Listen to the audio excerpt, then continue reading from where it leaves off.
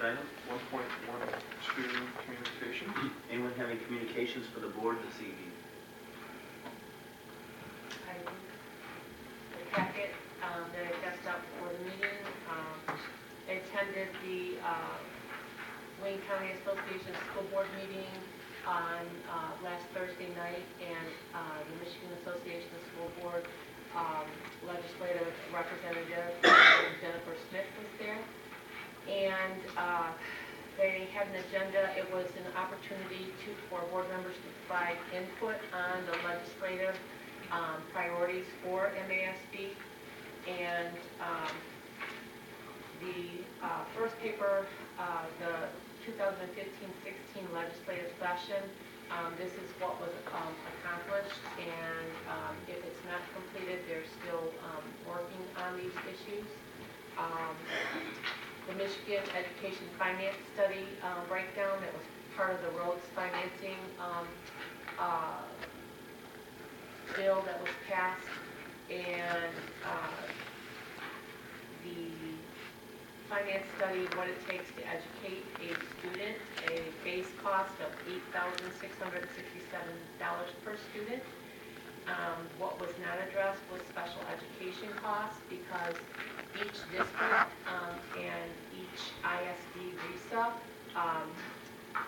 figures out their special education costs and funding differently, so they were unable to figure that out at this point with the budget and the time that they had. The career technical education was not addressed, early college programs, and other non-traditional education services. And they have recommendations for the base cost to educate a student for notably successful districts should be used for all. So that Headley Amendment allowed districts that had a millage in place to continue that. So there are some districts that are receiving upwards of $12,000 per student, and there are some in the $7,000 range, $7,800 I want to say. The base cost for just a student without extra needs, what they're recommending $86.67.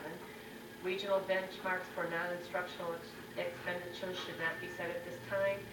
They recommended funding for at-risk and ELL students should be 30% for at-risk, and ELL 40% more than the base cost. Michigan should create a system that better tracks all special education expenditures. Regional benchmarks for capital or debt service expenditures should not be set at this time. Michigan should collect targeted data to look at regional cost differences, and Michigan should work to create a more equitable state funding system.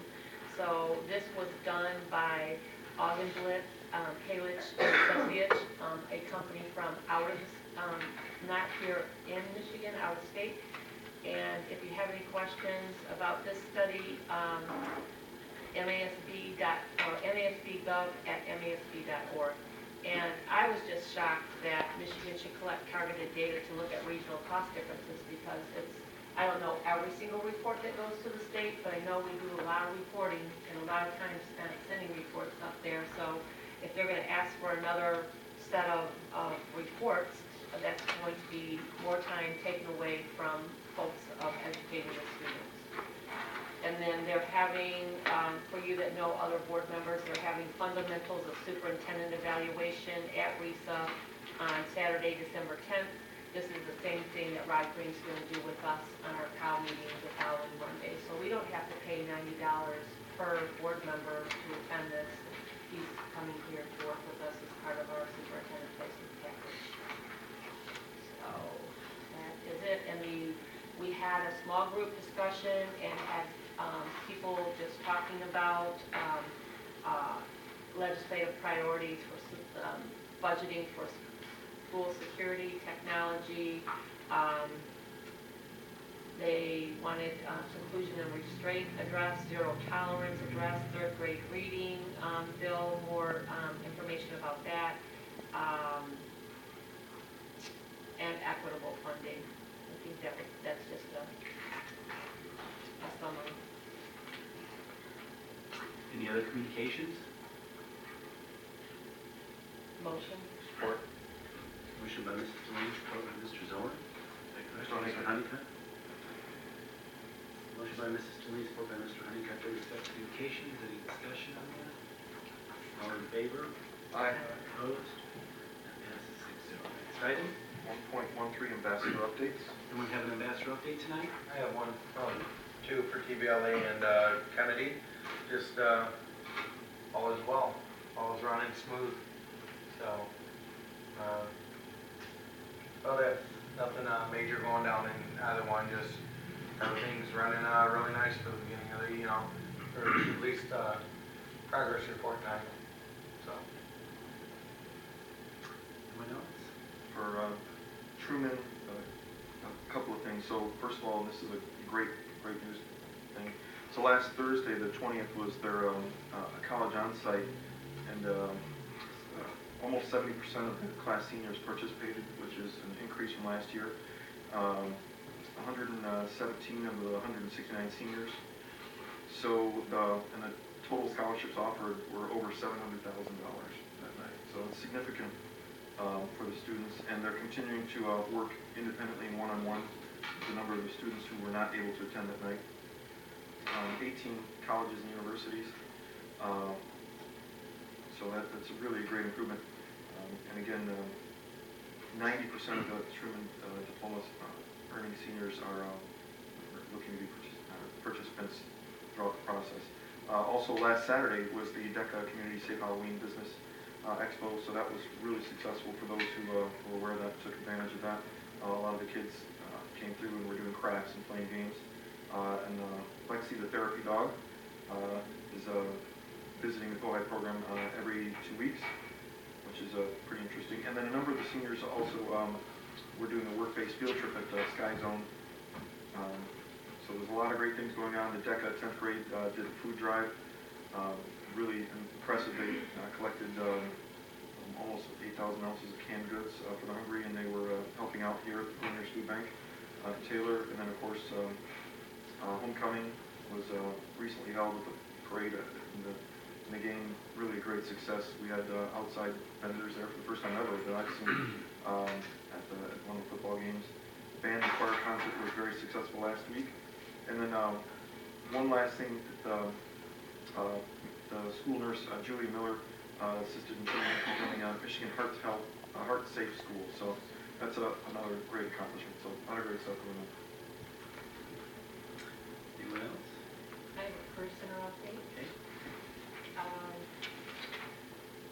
Two announcements. They're having a Career Center Appreciation Luncheon to honor those employees who had a hand in creating the new PACE Lab, and that is Wednesday, October 26th from 10 to 11:30 a.m., so that's this Wednesday. And then on November 2nd from 6 to 7:30 p.m., they are having their Taylor Career and Technical Center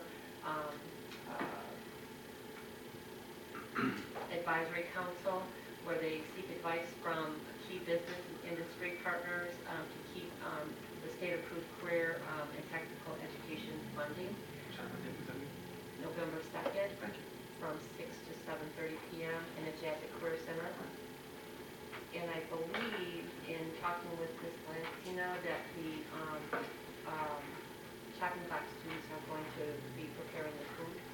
That's the last I heard. So, and then there's a few things from her update that she wrote today, Wednesday. I just talked about that. Tuesday, October 25th, Mrs. McKenzie will be taking her computer office specialist students to the Detroit Zoo. Students will be getting a behind-the-scenes tour of the business side of running a zoo. Their tour guide will be Jerry Van Acker, the Chief Operating Officer of the zoo, and he oversees park operations, security, landscaping, maintenance, guest relations, and human resources. Robotics team is actively recruiting members. They currently have 20 members. They would love to triple that number. Robotics students will be judging the Legos competition in Allen Park in November. The robotics showcase located in the hallway of the Career Center is currently under construction.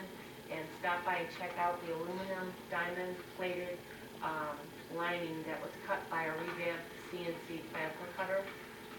Bob Murray, Ashley McKenzie, and Paul Nowitzki will be working together to bring Skills USA back to the Career Center. Skills USA is a career and technical student organization.